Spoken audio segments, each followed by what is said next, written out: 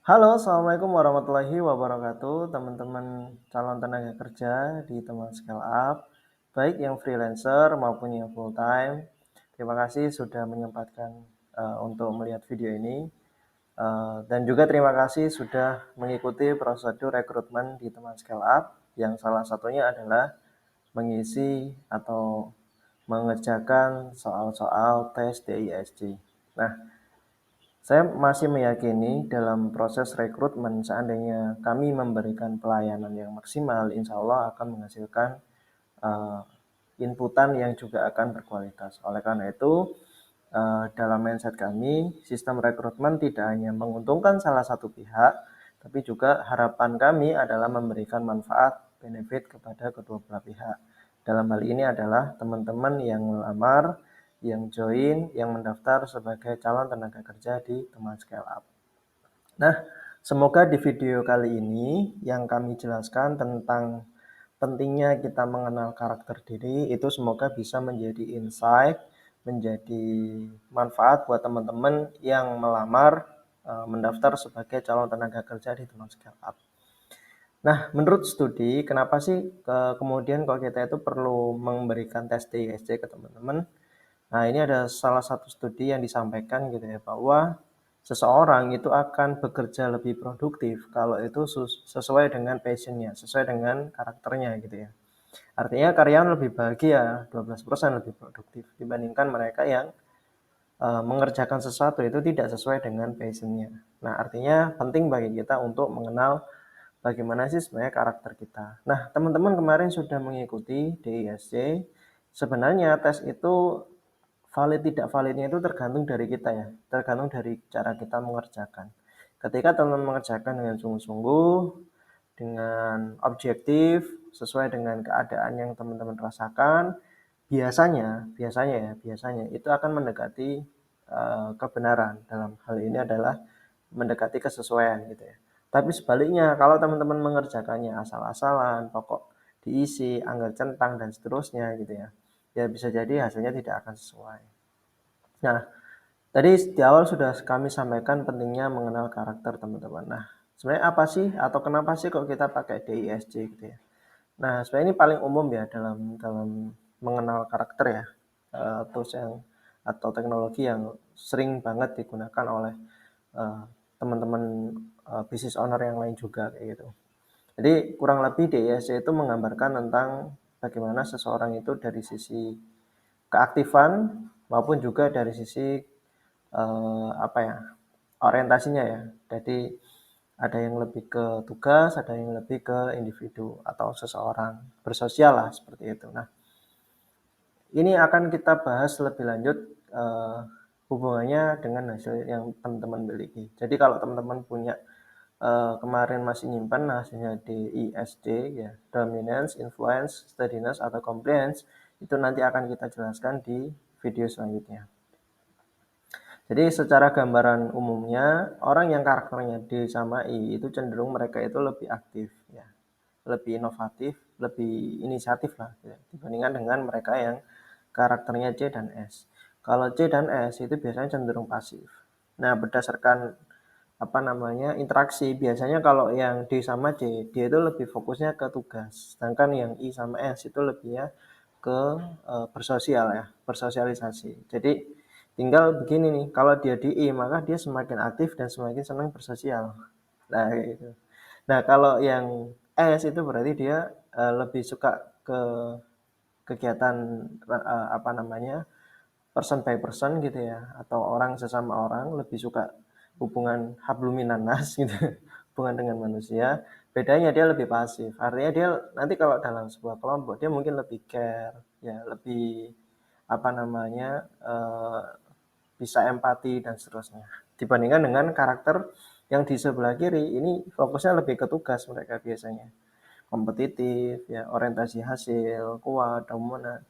Nah, kalau C dia lebih ke introvertnya, lebih ke sisi pasifnya. Jadi dia lebih apa namanya akurat, logis, orientasi pada detail. Tapi nggak harus introvert ya, tapi dia tuh lebih apa ya, lebih ke internal dia kayak gitu.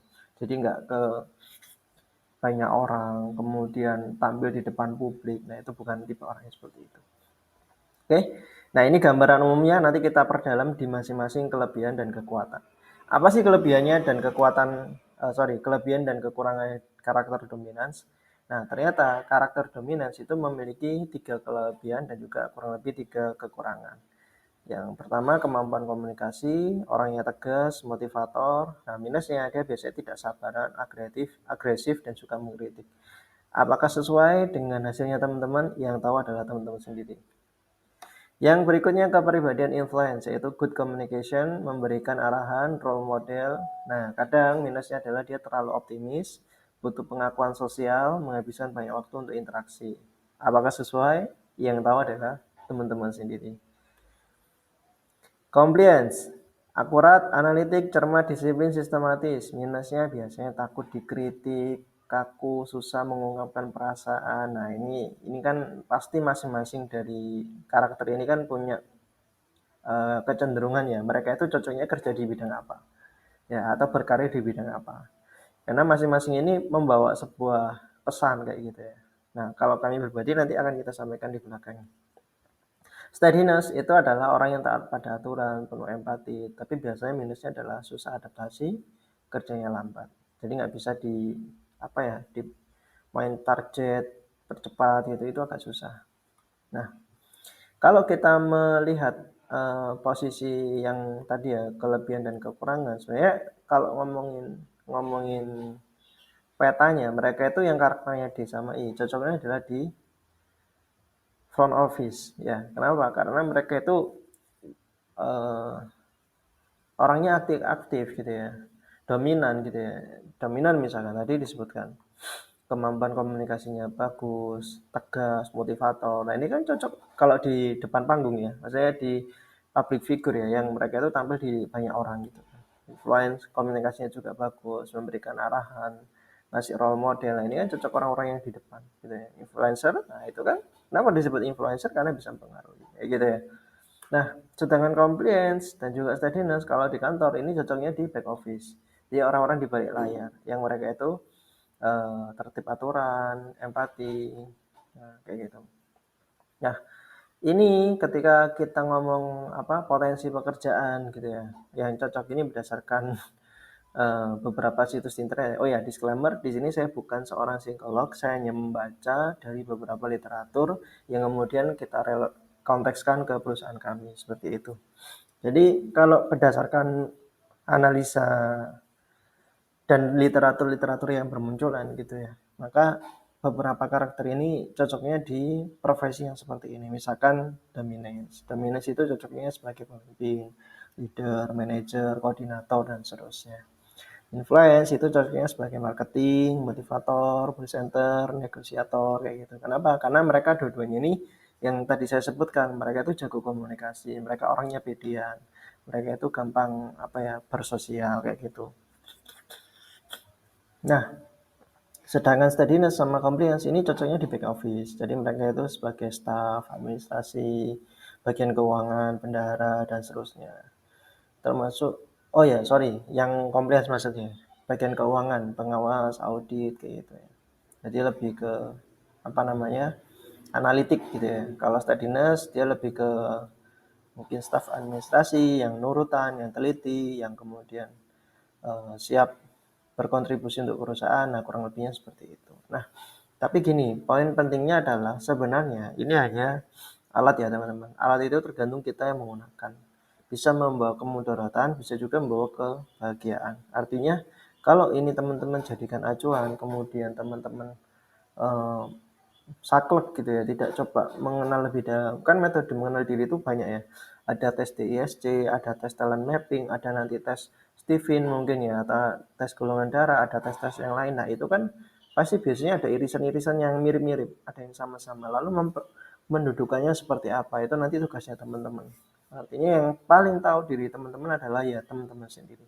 Maka sesuaikan apakah memang saya itu sebagai orang influence, dominance, atau compliance, atau steadiness. Kalaupun nanti ternyata pilihannya nggak sesuai dengan passionnya, misalkan saya pengen mas sebagai seorang influence, tapi karakternya kok saya steadiness ya. Nah, itu kan biasanya bertolak belakang. Coba dites lagi, coba dikaji lagi. Jangan-jangan ada sesuatu yang tidak benar saat prosesnya kemarin. Nah, kalaupun ternyata sudah dilakukan berulang kali dan ternyata benar, ya mungkin teman-teman akan menemukan titik tengahnya gitu ya. Di apa namanya, di proses perjalanan karir teman-teman. Siapa tahu nanti dalam hal ini ketemu banyak orang dan seterusnya, akhirnya menuntut teman-teman bisa menjadi orang-orang yang di front office kayak gitu. Nah, kembali pada prosesnya teman-teman sendiri.